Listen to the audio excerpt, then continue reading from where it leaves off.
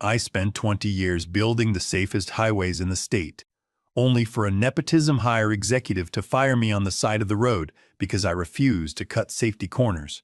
He wanted me gone immediately, so I maliciously complied. I packed up all my gear, including the essential road closed signs protecting the wet cement, and drove away, leaving his project defenseless against the morning rush hour. Tell me where you're watching from today, and what's the temperature?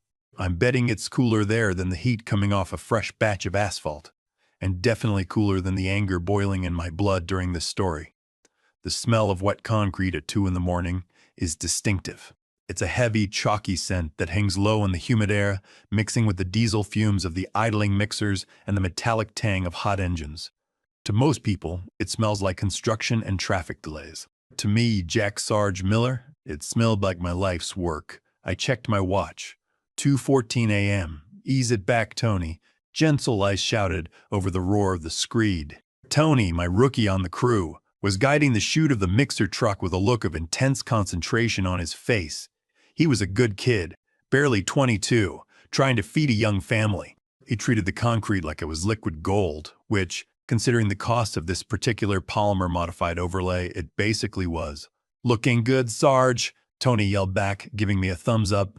We were working on the I-95 interchange, the main artery into the city. The state had given us a strict window, 10:00 p.m. to 5:00 a.m. By the time the morning commuters started sipping their first coffees, this concrete needed to be hard enough to take the weight of a semi-truck. It was a precision operation. Everything had to be perfect. The slump, the temperature, the finish. I wiped sweat from my forehead with the back of my glove. Even in the dead of night, the heat radiating from the chemical reaction in the curing concrete was intense. I walked the line, my boots crunching on the gravel shoulder. Inspecting the forms, my crew was a well-oiled machine.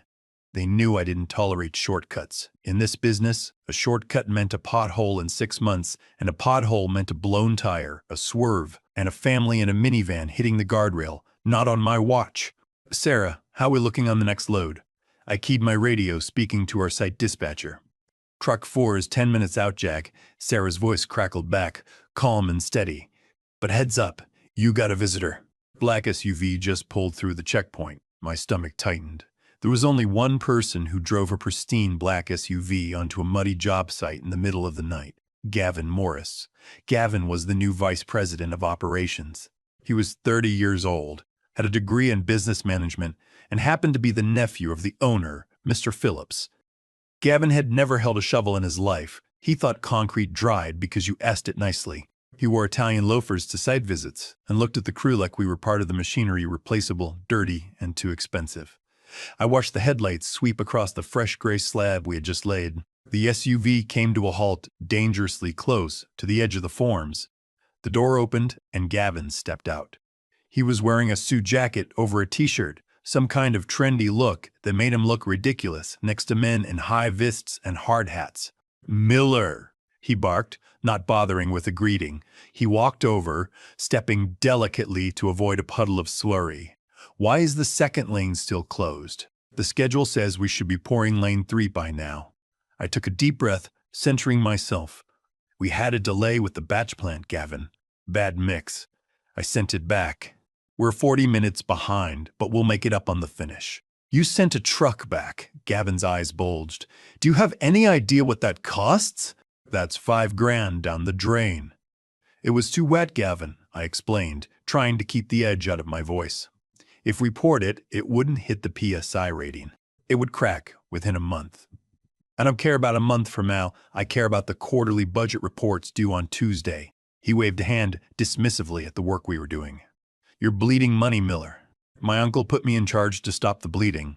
Speed it up. Pour the next batch, regardless of the slump test. I want this lane open by 4:30. The crew had stopped working. The sudden silence of the screed made Gavin's voice carry. Tony was watching, his shovel hovering in midair. "I can't do that," I said, my voice dropping an octave. "We need a minimum of 4 hours cure time before traffic hits this. If we open at 4:30, it'll be soup. You'll have tire tracks permanently set in the highway." Gavin stepped closer, invading my personal space. He smelled of expensive cologne and arrogance. "I didn't ask for a geology lesson, Sarge. I gave you an order. Optimize the workflow. Cut the cure time. Get it open. I looked at the wet concrete, then back at him. No. The word hung in the air, heavier than the humidity. In the construction world, you don't tell the VP no unless you're ready for a war. But I had been building roads since Gavin was in diapers. I knew the physics of the job, better than he knew his own stock portfolio. "Excuse me," Gavin laughed, a short, sharp sound devoid of humor. "Did you just say no to me?" I said no, I repeated, standing my ground. I'm a big guy, broad-shouldered from decades of lifting rebar and tamping asphalt. I towered over him, but Gavin had the confidence of a man who had never been punched in the mouth. "This is a safety issue, Gavin. If we open early, the concrete fails. If the concrete fails, cars lose traction. People get hurt. I am the superintendent on this ticket. My signature goes on the inspection. I'm not signing off on a death trap." Gavin's face turned a blotchy shade of red. He looked around at the crew. Tony, Elias, no, Elias wasn't here. He was long gone from the trade, but the other guys, Mike and Sal, were watching.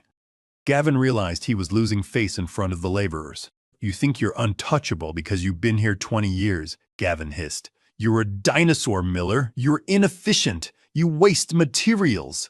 And you're insubordinate." "I'm thorough," I corrected him. "Mr. Phillips knows how I work."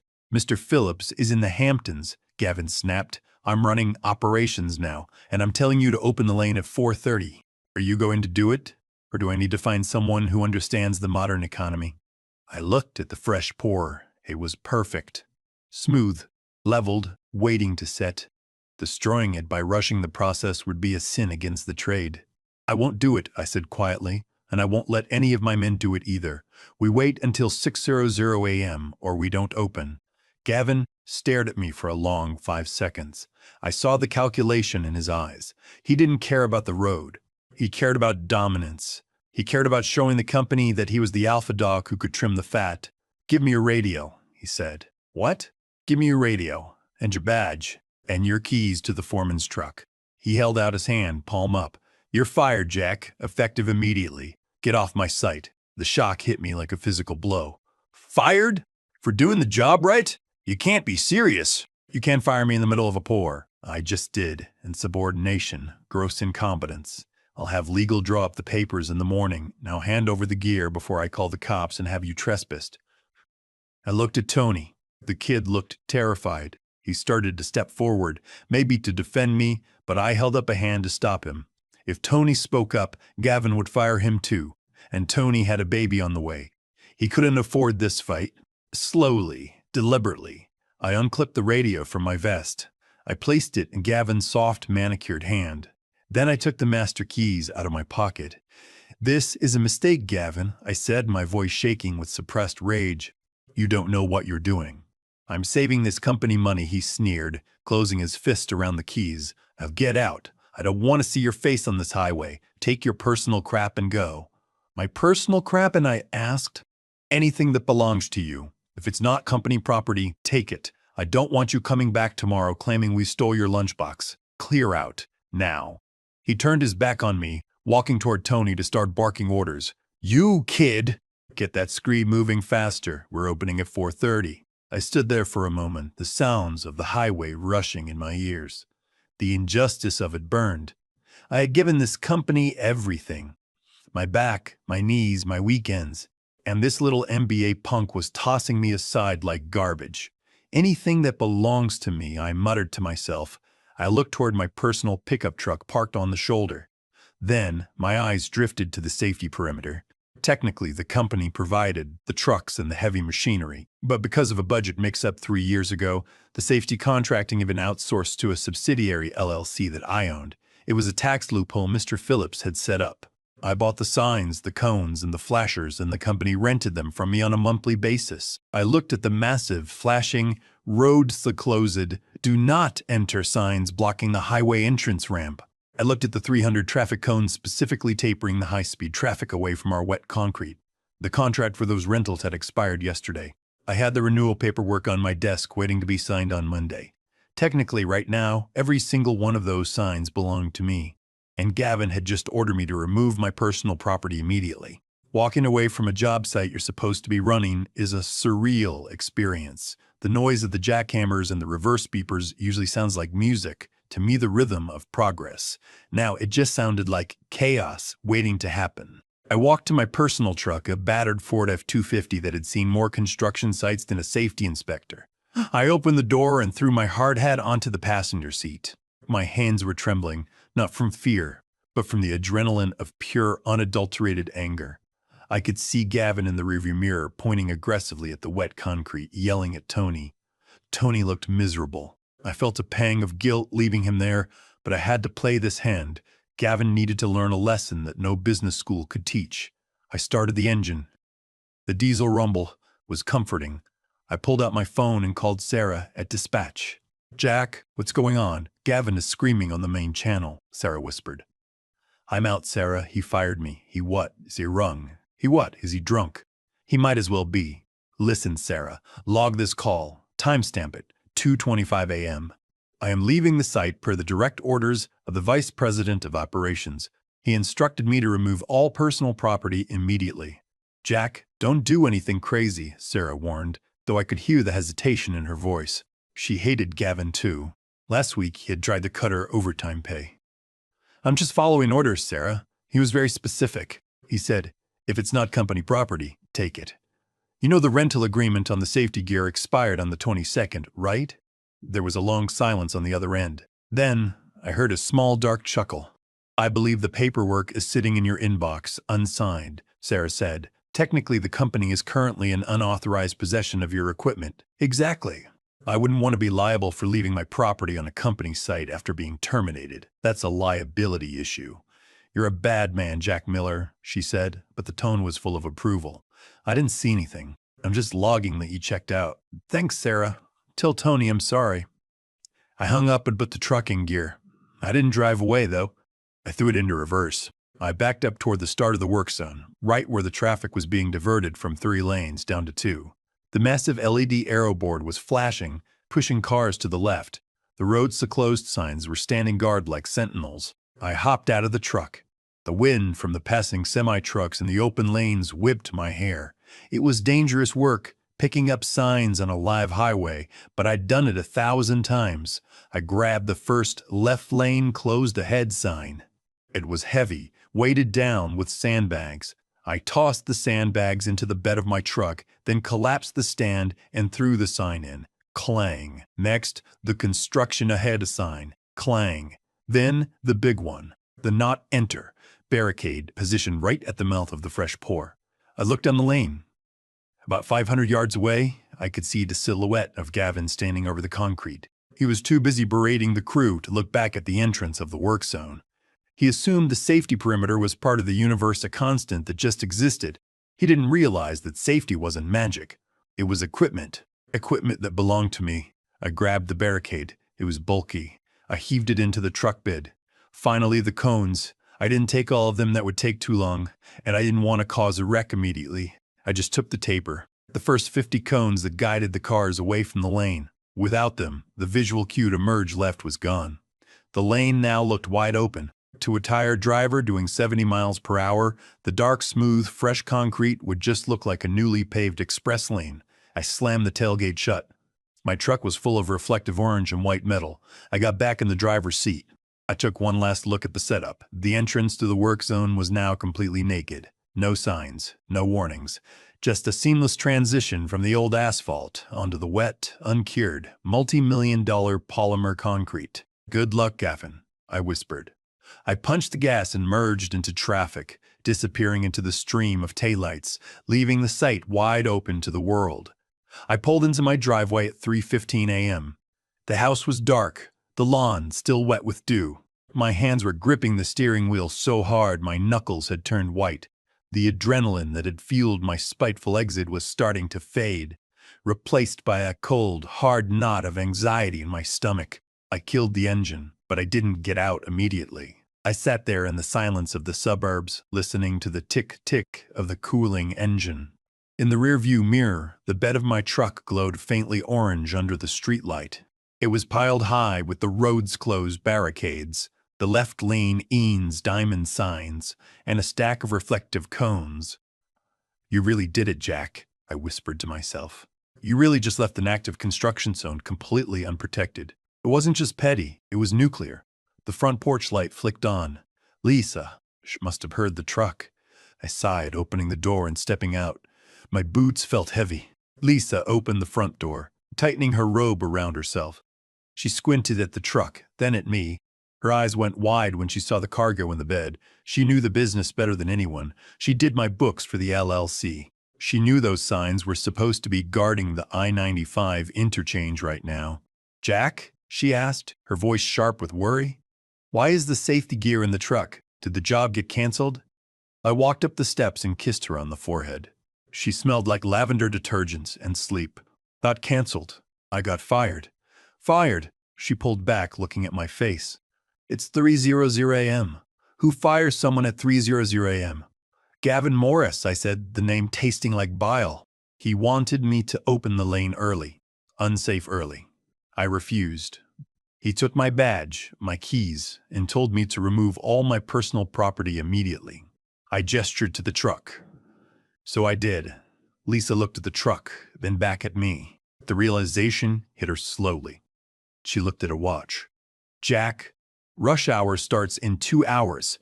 If those signs are here, then they aren't there," I finished for her. "Oh my God," she breathed. She wasn't angry. She was horrified, but I could see a spark of something else in her eyes. Lisa was a nurse. She dealt with life and death, but she also dealt with hospital bureaucracy. She knew what it was like to be pushed around by suits who didn't know the job. "Is it legal?" "The rental contract expired yesterday," I said, walking into the kitchen and heading straight for the coffee pot. I needed caffeine. Technically, if I had left them there after being terminated, I could be sued for abandoning property or unauthorized use of equipment. I was just following the VP's direct orders to clear the site. Lisa leaned against the counter, watching me scoop coffee grounds. "Jack, you know what's going to happen? People are going to drive right into that wet pour." "I know.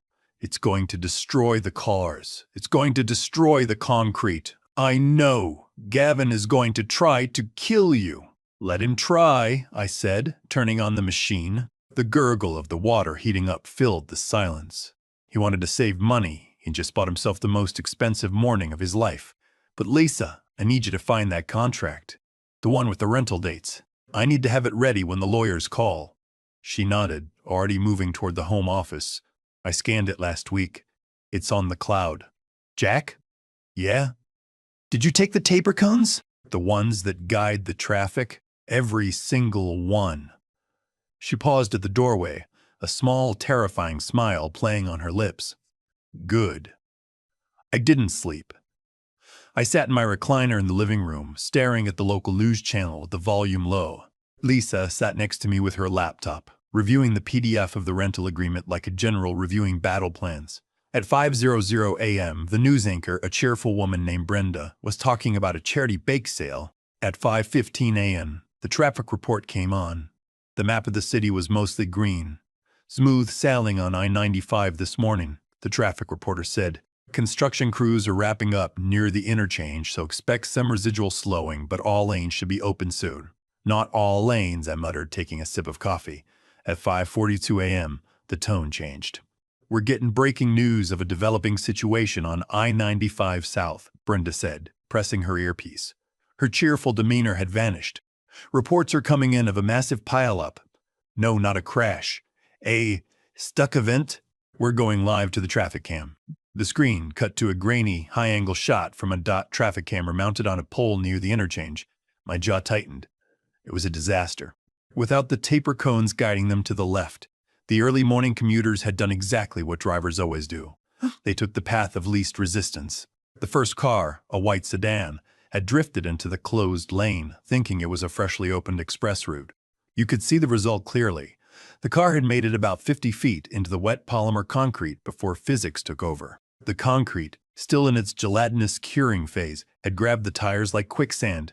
The car had bogged down, sinking up to its rocker panels. But it wasn't just one car. Because there were no brake lights or warning signs, the car behind him had followed, and the one behind that. There were 6 cars trapped in the slab. It looked like bugs caught in gray amber. The lane behind them was a parking lot. Drivers were swerving at the last second, realizing the lane was a trap. Horns were presumably blaring, though the TV was silent. I saw tiny figures, construction workers running frantically along the shoulder. I recognized the neon yellow vest of Tony. He was waving his arms, trying to stop more cars from entering the trap.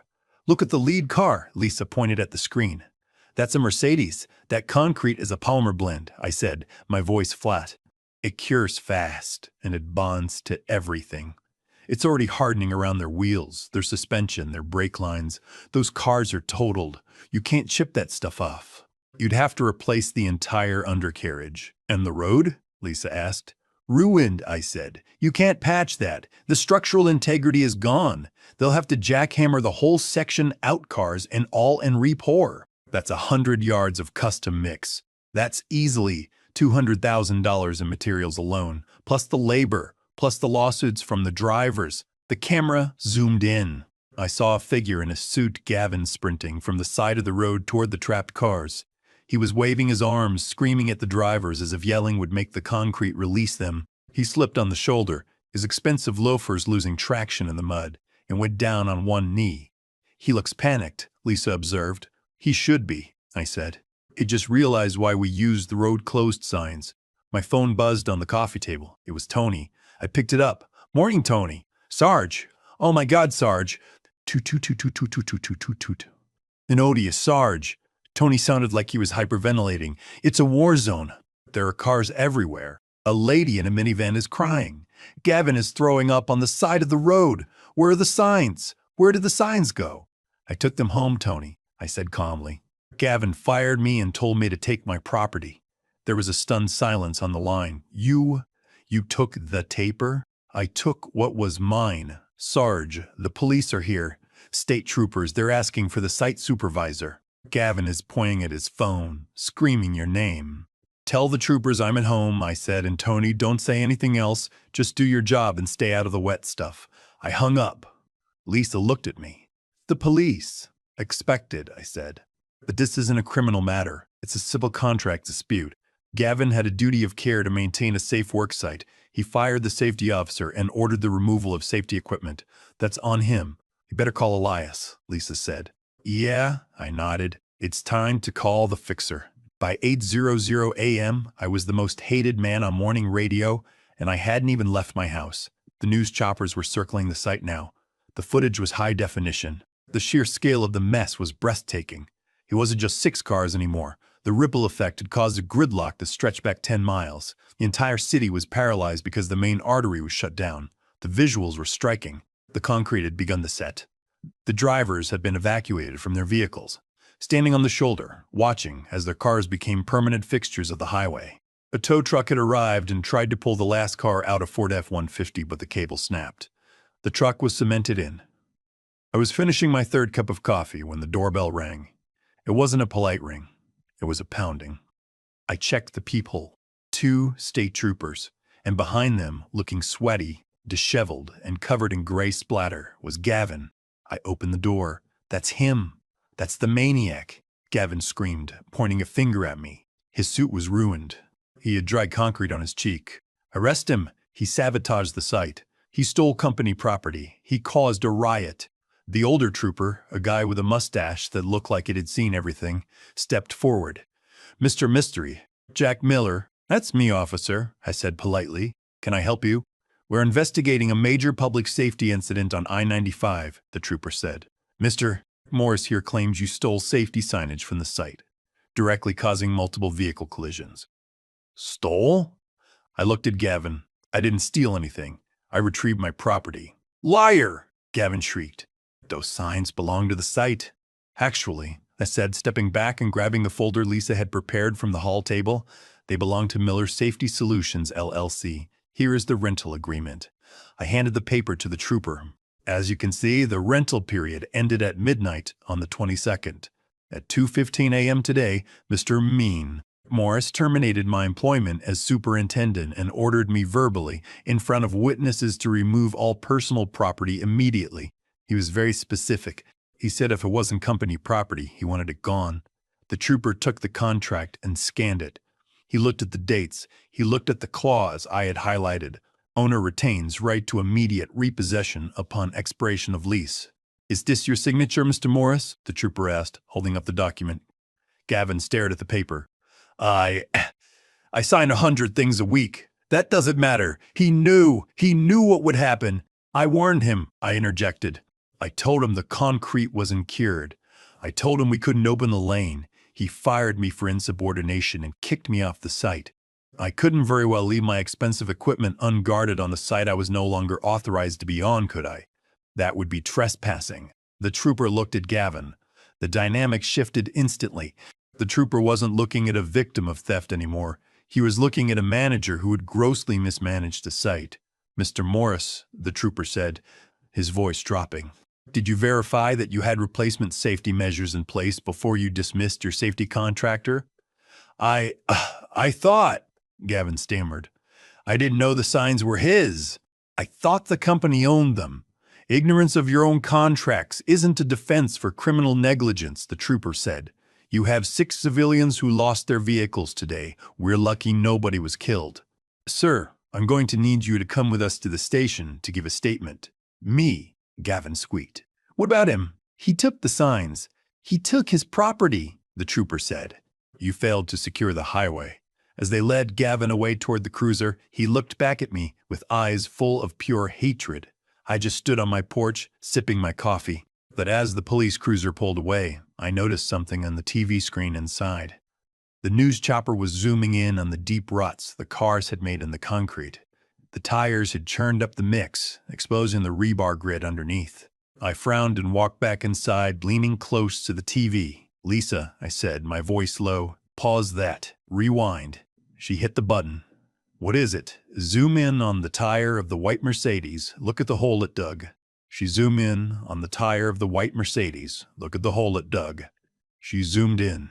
The jagged edges of the concrete were visible, but something was missing. "Where is the rebar?" I whispered.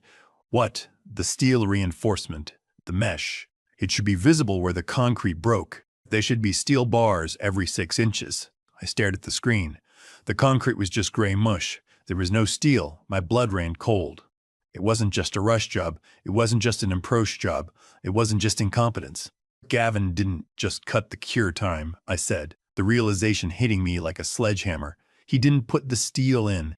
He poured straight concrete over the subbase." "Is that bad?" Lisa asked. "Bad?" I looked at her. "Lisa, that's an interstate overpass. Without the steel, that concrete has no tensile strength. If heavy trucks had driven on that, the whole bridge would have collapsed. He was building a trapdoor." I grabbed my phone. My hands were shaking again, but this time it wasn't anger, it was fear. "I need to call Elias," I said. "This isn't a dispute anymore. It's a crime scene." I stared at the paused image on the TV screen, the grainy, pixelated void where the rebar should have been. My heart hammered against my ribs. In construction, cutting corners meant saving time or using cheaper materials. But skipping the rebar entirely? That wasn't cutting a corner. That was criminal negligence. That was attempted murder on an industrial scale. I scrolled through my contacts until I found the name Elias Cruz. Elias and I went back 20 years. We'd served in the same platoon overseas, building supply routes in places where the roads were more likely to explode than hold up a truck. He was the kind of guy who noticed the small things, a disturbed patch of dirt, a loose wire. After the service, he'd taken that obsession with detail into the public sector. He was now the chief inspector for the State Ethics and Safety Board. He picked up on the second ring. "Jack?" His voice was gravelly, professional. "I'm watching the news. I assume you're the reason I'm looking at a parking lot on I-95? "I took my signs, Elias," I said, skipping the pleasantries. "Morris fired me, ordered me to clear my gear. I complied." Elias chuckled, a dry sound. "Malicious compliance. Classic. You know the state is going to have a field day with the liability, right? They're already drafting subpoenas. Forget the signs, Elias. Listen to me." I lowered my voice, even though I was in my own living room. "Are you looking at the feed, Channel 4? "Yeah. Why?" "Look at the white Mercedes. The front left tire, it dug a 2-foot rut into the slab before it hardened." There was a pause. I could hear Elias typing on a keyboard, probably pulling up a higher resolution feed on his end. "Okay, I see it. Ugly mess." "What don't you see, Elias?" Silence. 5 seconds. 10 seconds. Then a sharp intake of breath. "There's no steel," Elias whispered. "The rebar cage, it's not exposed." Exactly, that's a structural overpass deck, Elias. The specs call for number 6 bar, 12 inches on center, top and bottom matte. If that car sank 2 feet and didn't hit metal, then there is no metal, Elias finished.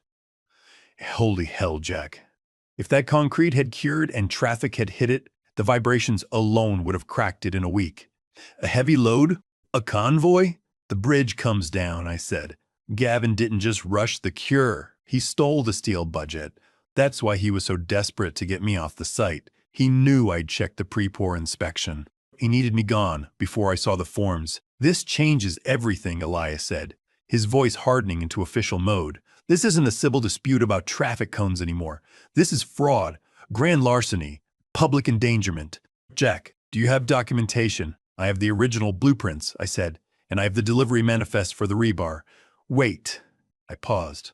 I don't have the manifests.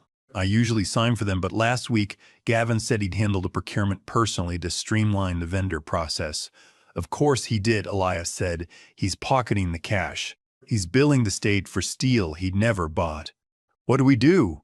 We don't do anything, Elias said. You stay put. You let the cops investigate the traffic jam. I'm going to make a phone call to the governor's office. I'm going to authorize an emergency audit. I need to get onto that site before they rip that concrete out. They're going to demo it, Elias, I warned. Gavin will try to destroy the evidence. He'll say the concrete is ruined that needs to be hauled away immediately. Then we need to stop him, Elias said. Meet me at the site in 1 hour. Bring your hard hat. You're not the superintendent anymore, but you're my expert witness. The drive back to the site was tense. The highway was still a parking lot, so I had to take back roads, weaving through neighborhoods to get to the service access road. When I arrived, the scene was chaotic. Police cruisers, news vans, and tow trucks were everywhere. But the centerpiece was the fresh concrete, now hard as rock, with 6 cars permanently fused into it. Gavin was there, having apparently been released or returned from his statement.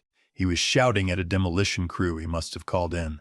A massive excavator with a jackhammer attachment was positioning itself near the edge of the pour. Rip it out. Gavin was screaming, his face purple. Get it all out. We need to clear the highway by noon. Destroy everything. He was trying to hide the body. If they hammered the concrete into rubble and hauled it away, no one would ever be able to prove the rebar wasn't there. He could claim it was damaged during the demolition. Hey! I shouted, slamming my truck door. Don't touch that concrete. Gavin spun around. When he saw me, he looked like he was going to explode. You have the nerve to come back here? I am going to sue you for every penny you have. Get him off my site. He gestured to a couple of private security guards he must have hired. They started walking toward me. But then, a black government sedan with flashing blue lights in the grille tore down the access ramp, kicking up dust. It skidded to a halt right between me and the security guards. Elias Cruz stepped out. He was wearing a windbreaker with State Inspector General emblazoned on the back in bold yellow letters. He didn't look like a bureaucrat. He looked like the soldier he used to be. Nobody moves, Elias barked, his voice cutting through the noise. He held up a badge. This site is now under the jurisdiction of the State Ethics and Safety Board. All work stops immediately. Gavin froze. He looked at the badge, then at Elias. Who are you? We have a crisis here. We need to clear the road. The crisis is preserved evidence, Elias said, walking up to Gavin. Mr. Morris, I am issuing a stop work order. Any attempt to demolish, alter, or remove this concrete will be considered tampering with evidence in a felony investigation. Felony? Gavin laughed nervously. This is a traffic accident, caused by him. He pointed at me. We're not here about the traffic, Elias said calmly. He turned to me. Mr. Miller, do you have a sledgehammer? In the truck, I said. Get it. I walked to my truck, grabbed my heavy sledge, and walked back. The news crews had noticed the confrontation. Cameras were swinging around, zooming in on us. Mr. Morris, Elias said, claims that this deck was built to code. The code requires number 6 rebar reinforcement. Mystery 12. Miller, would you please perform a sounding test? I walked over to a clear patch of concrete away from the cars. Gavin looked like he was going to vomit. He knew. I raised the sledgehammer. It was pleasure. I brought it down with a thunderous crack. The concrete, brittle without the steel to hold it together, shattered instantly. A large chunk broke away. I hit it again. And again. I cleared a hole about 2 feet wide. We all looked into the hole. Dirt. Just compacted dirt. No steel, Elias said, loud enough for the news cameras to hear. He pulled out a tape measure and dropped it into the hole. Depth of pour is correct, but there is 0 reinforcement. This is unreinforced pavement on a structural span. The silence on the site was absolute. The police officers who had been watching the show suddenly stepped closer to Gavin. That's a mistake, Gavin stammered, sweat pouring down his face. The subcontractor must have forgotten. You signed the pre-pour inspection, Gavin, I said, my voice cold.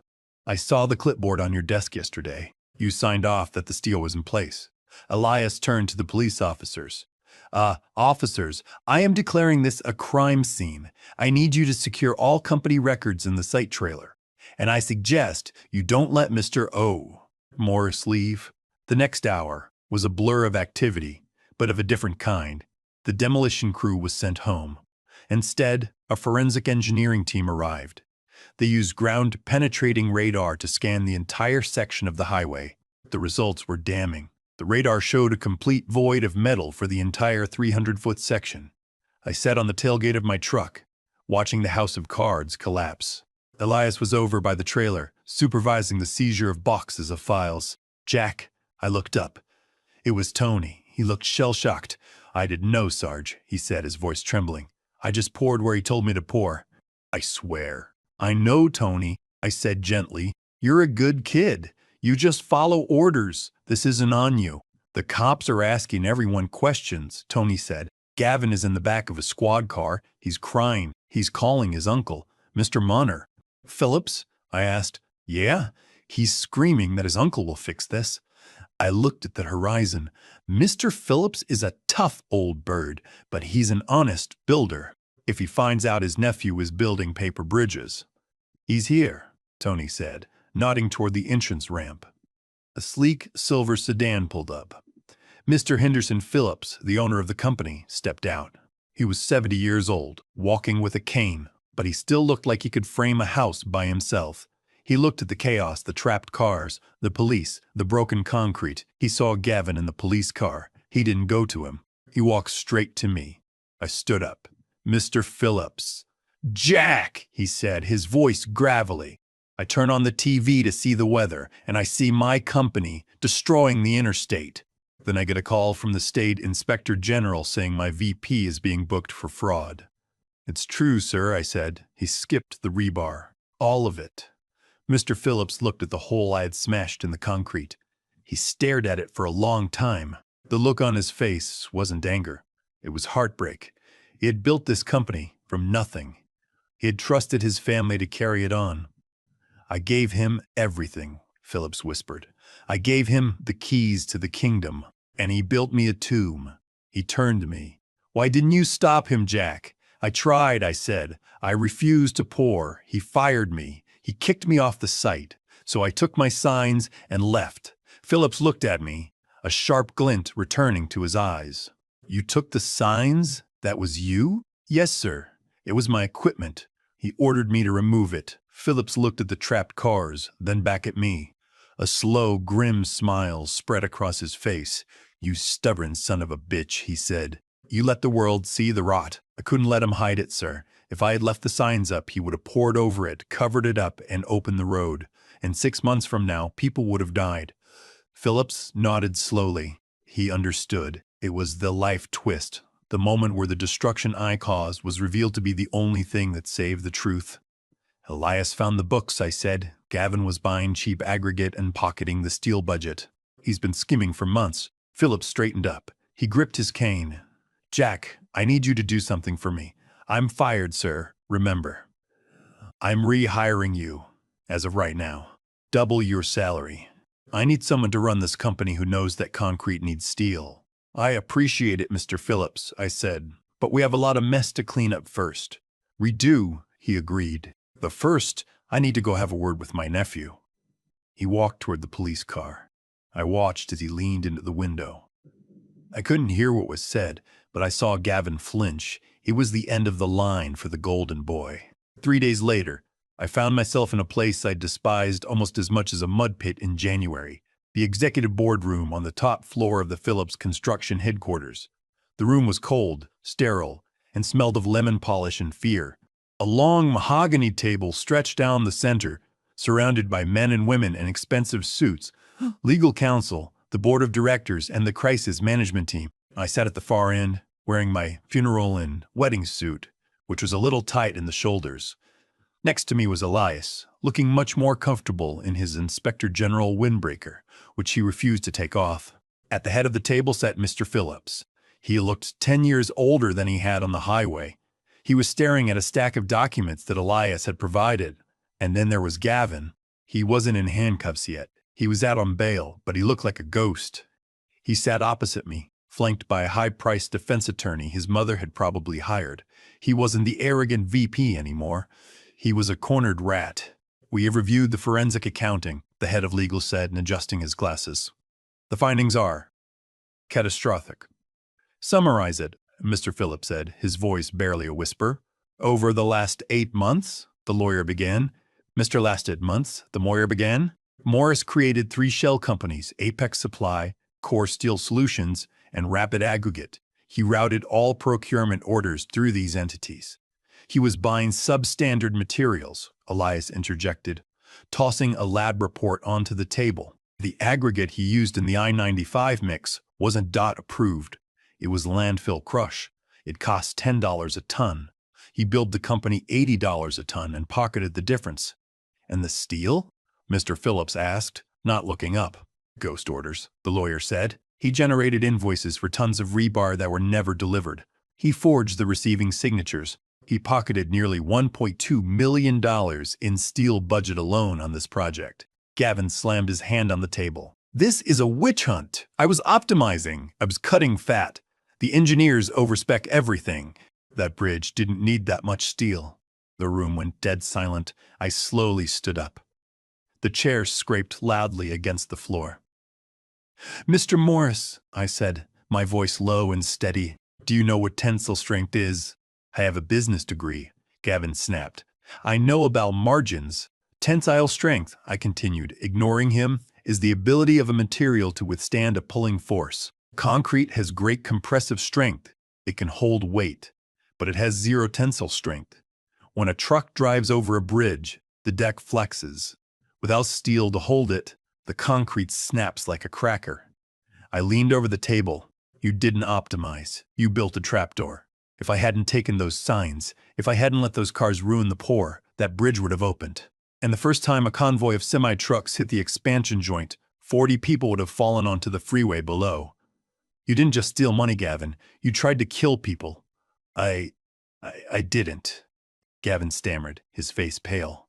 "And you tried to pin it on Jack," Mr. Phillips said, finally looking up. His eyes were hard as flint. "You fired the only man who knew what he was doing because you were terrified he'd see the empty forms." "Uncle Henderson, please," Gavin whined, reverting to the spoiled child he was. "It was just a mistake. I can pay it back. We can settle this internally." Mr. Phillips stood up. He walked over to Gavin. For a second, I thought the old man was going to hit him. Instead, he reached out and gently removed the company lapel pin from Gavin's jacket. "This is not a family matter anymore, Gavin," Mr. Phillips said softly. "This is a criminal matter. The company will not be providing your defense. We are fully cooperating with the state. You are terminated, and you are disowned." Gavin looked around the room, seeking an ally. He found only cold stares. The board members, people who had watched him grow up, couldn't even look him in the eye. "Get him out of here!" Phillips said to security. "Before I forget that I'm a civilized man." The fall of Gavin Morris was swift, public, and absolutely brutal. Because I had taken the signs and caused a highly visible, viral traffic disaster, the media interest was intense. The concrete trap became the biggest story in the state. The photo of the white Mercedes fused into the highway was on the front page of every paper. But the story shifted rapidly from disgruntled worker causes chaos to hero foreman exposes deadly corruption. Elias Cruz was a pit bull. He didn't just stop at the I-95 project. He audited every site Gavin had touched since his promotion. They found missing fire suppression systems in an office building. They found cheap wiring in a hospital wing. Gavin hadn't just been greedy. He had been a walking public safety hazard. The trial was 3 months later. I was the star witness. I sat in the stand, answering the district attorney's questions. I walked the jury through the timeline, the late-night pour, the refusal to cut corners, the firing, the order to remove my property. Mr. Miller, the defense attorney, tried to pivot during cross-examination. Isn't it true that by removing the signs, you knowingly created a dangerous condition? I looked at the jury. I followed a direct order from the vice president to remove my personal property. But yes, I knew it would cause chaos, and I thank God every day that it did. You thank God for a pileup? The lawyer asked, incredulous. I thank God that 6 cars got stuck in wet cement at 5 miles per hour, I said, pointing at the evidence table where a chunk of the rebar-free concrete sat. Because if they hadn't, a school bus might have fallen through that deck at 60 miles per hour a month later. Those drivers didn't crash. They were the canary in the coal mine. The jury looked at the concrete sample. They looked at Gavin, who was shrinking into his suit. The defense attorney sat down. He knew he had lost. The verdict came back in under 2 hours. Guilty on all counts: grand larceny, fraud, reckless endangerment, and criminal negligence. The sentencing hearing was the final nail in the coffin. The judge, a stern woman who clearly had no patience for white-collar criminals who endangered blue-collar lives, threw the book at him. Mr. Morris, she said, looking over her glasses, you treated human lives as line items on a spreadsheet. You viewed safety regulations as obstacles to your bonus. You were sentenced to 15 years in state prison, with no possibility of parole for the first 10. As the bailiff clicked the handcuffs onto Gavin's wrists, real steel this time, not the phantom steel he pretended to buy, he looked back at me. There was no arrogance left, just fear. He was led away, the heavy oak doors closing behind him with a sound that felt final. I walked out of the courthouse and onto the steps. The flashbulbs popped. Lisa was there waiting for me. She hugged me tight. It's over, Jack, she whispered. Yeah, I said, taking a deep breath of the cool autumn air. The road is clear. The civil suits from the drivers whose cars were destroyed were settled by Mr. Phillips personally. He bought every single one of them a brand new car top of the line and added a generous check for pain and suffering. He knew that those drivers had unwittingly saved his company's reputation from a much darker fate. Gavin had wanted to make a fortune in concrete. In the end, the weight of it dragged him all the way to the bottom.